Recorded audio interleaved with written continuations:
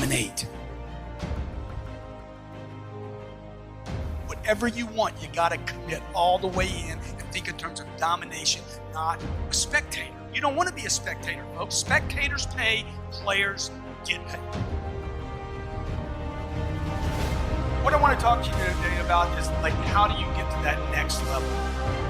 My whole life, whether I was doing well or doing very poorly, which I have, I've always wanted to know, how do I get to that next place? Okay, how do I get myself individually as an individual to the next place? How do I get my business to the next place? How do I get other people to the next place? So when Alex says that he stole my guy, it's true, he did. And I admire him for being a predator. Today, what I want to talk to you about is how to dominate, not compete. The truth is, the fact that Alex could take one of my guys doesn't make him a bad guy. It makes my system weak. I shouldn't resent him because he grabbed somebody out of my organization. Hoorah for him. Would you agree? Shame on me for not having the holes or the links tight enough in my organization. This guy wouldn't leave me. It's not his fault. It's not Alex's fault. It's my fault. So look at my life. I mean, what I'm going to give you for the next 50 or 60 minutes, look, if you want to get rich, you want to be really successful. When I say rich, I'm not talking about money. I'm talking about a rich life, freedom, time with family, choices, get to do what you want. You get to move where you want, go where you want, do what you want. I've lived in Los Angeles, California for 10 years. I was in La Jolla, California for 12 years before that. I left Texas, 0% state income tax, to move to California. Was willing to pay the 10.3. I was fine with the 10.3. Now they want to take it to 13. And I told Jerry Brown, if you raise it to 13, I'm leaving. I'll pick up my family, I'll pick up my business. Why? Because I'm free. I'm free. I get to roll, baby. I get to do what I want, go where I want. That's why I'm in business for myself. I'm not trapped. I'm not a slave. I'm not going to handcuff me. So I'm going to go where it's friendly, where it's supportive, where it's good for me and my business and the people that work with me, and where it's good for me. And I would expect that that's why you got in business for yourself. Right?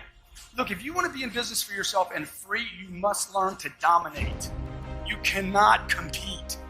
Okay? How many were trained this? Competition is a healthy thing. That message was not being delivered to entrepreneurs. That message was being delivered to consumers. There was somebody saying, look, the more oil companies we have, the better, because it's good for the customer. Right? The more technology companies we have, it's not just Microsoft, the better for the customer. And inventions and improvements in products comes from competition. But if you're the one playing the game, you want to dominate the field. Would you agree? Let's say I'm playing a football game or a basketball game or a baseball game. I want to be on offense the whole time.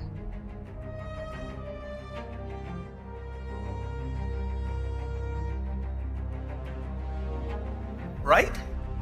If I owned banks, I'd want to own every bank. I'd want the New World Order. I'd want to dominate planet Earth. Okay? How many of you in the room have an iPhone? How many of you in the room have a phone that looks like, so where's mine at? I never let go of my phone, ever. You know why? Because this phone is a prospecting tool. This phone is a way for me to stay in communication with millions of people. This is not a phone anymore, right? When Steve Jobs got into the business of printing phones, do you know what his company told him? Stevie, don't do it. Do not do it. Stay with your iPods, bro. Leave the phone alone. Okay? He's like, I'm going to make a phone so sexy. Y'all know this story? I'm going to make a phone so sexy that people will want to lick the buttons off the phone. How many of you have an Apple product, an iPhone? How many of you have licked your phone? Okay? Most of you in a room bought that phone in the last 5 years. You bought it through the single worst contraction in the history of the United States, and you spent $500 on it, plus the $125 you spend every month. Right? You got about $2,000 wrapped up in a phone that you haven't even considered what you paid for that phone. And you don't use it. You don't use it properly. And I'm telling you, if you don't have a piece of technology like this, it's impossible for you to dominate. Impossible. This is called a smartphone. If you don't have a smartphone, what kind of phone do you have? That would be a dumb phone, right? That'd be I got a dumb phone. I got one of those old Blackberries. All I can do is email with it. Dude, you want this thing to do everything. You want this thing. I want to be everywhere, all at the same time. That's freedom. Okay? So look, I want to talk to you about domination, not competition. And I don't want to talk about you dominating other people physically. I want to talk about dominating space by using things like Twitter and Facebook and LinkedIn and Google Plus and blogging and becoming an expert in your field to where when somebody thinks about your business, your picture comes up. If that's not happening, you are going to blame the marketplace. The marketplace will deliver pain to the people that compete. Why? Because they're all competing. And then there's this one guy way out in the lead. He doesn't compete. Right? That's where you want to be. That's how you have to think now. Okay, you're in a new economy. How many believe this economy, the one you're in right now, is extremely fragile, filled with tremendous amounts of uncertainty? How many agree with that? Okay? How many agree also, come 2013, when this election gets handled, whether it's Mitt or whether it's Mr. Barack Obama, whoever it is, okay, how many believe they got their hands full? Dude, we haven't even solved the debt problem yet. Okay? You think this thing couldn't roll over again? I'm here to tell you it can. And you know who's gonna feel the pain? The people that compete. Who will cherish that moment? But the people that dominate space. Why? Because people that dominate like contractions. People that are extremely well-versed, well-trained. You know, if I'm training for a ball game, right, and I'm the best trained team, I like a muddy field. I like it wet. I like ice on the field. Would you agree? Because my competition is not as well trained. I want to dominate space. I actually look for opportunities of contraction. Trust me, folks, in your lifetime, you're going to see another contraction more severe than the one you saw in 2007. More severe. Does that scare you? It scares me. It scares me enough to say, hey, buddy, you better get busy. I was 51 years old when Lehman's collapsed. Okay? Is that right? No, I was 49 years old when Lehman's collapsed. I had never written a book in my life. It was on Thursday afternoon. Lehman's made clear that Bear Stearns and Lehman's were gone. Okay? On that day, I started writing a book. By Sunday, I was finished with this book. I wrote the chapters between Thursday and Saturday. Okay? On Sunday, I started writing the book in 3 hours. It was finished.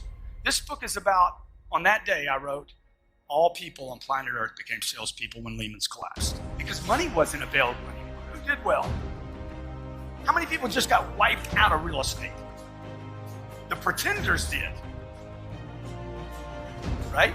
The guy that was at Pizza Hut, and now he got in the mortgage business, he can't make $700 grand anymore, can he? The truth is, he never deserved the $700. See, the marketplace will always discipline people that aren't prepared.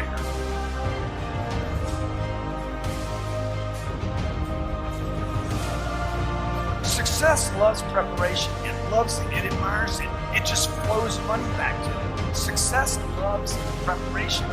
And the marketplace will discipline those that are just stuck in the pack. So today I'm not going to talk to you about dominating your market or even dominating your competition, but I want to start thinking about how are you dominating yourself? Like, what do you think the number one thing that most of us have our attention on every day? And one of the things that makes these conferences so beautiful is you get pulled out of some of that noise out there. Would you agree?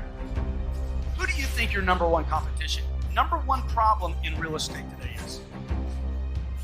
Yourself? Okay, who else? Who else could it be? Say again? Absolutely the people around you. Anytime I have production stall in any of my companies, the first thing I look at, I don't look for talent. I look to get rid of people. First thing I do every time, who can I get rid of? I'm looking for somebody to freaking kill. I need to get rid of somebody. You know why? Because I push with so much force into my universe, into my businesses, whether it's buying real estate, apartments, whether it's pushing rents up, whether it's doing my seminar business, my book business. I push so hard that if I'm not getting results all the time, somebody has to push it back. Somebody in my organization actually has to have the intention, conscious or unconscious, to hold me. First thing I'm gonna do is start getting rid of people. Okay, who is it? Who is it? I'm looking for the cancer in my organization. You You talk about people dying from disease. Look, people die from negativity every day. They just got to wait 80 years to make it official. How many of you know negative people? How many in the room have been negative before? You have been negative. You know why? Because the number one dominating force on planet Earth is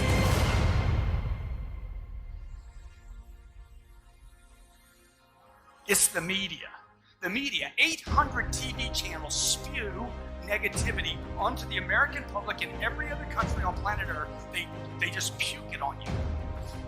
Oh, but I watch Fox. Good. They puke at Fox and they do at MSNBC. It's just you're in agreement with the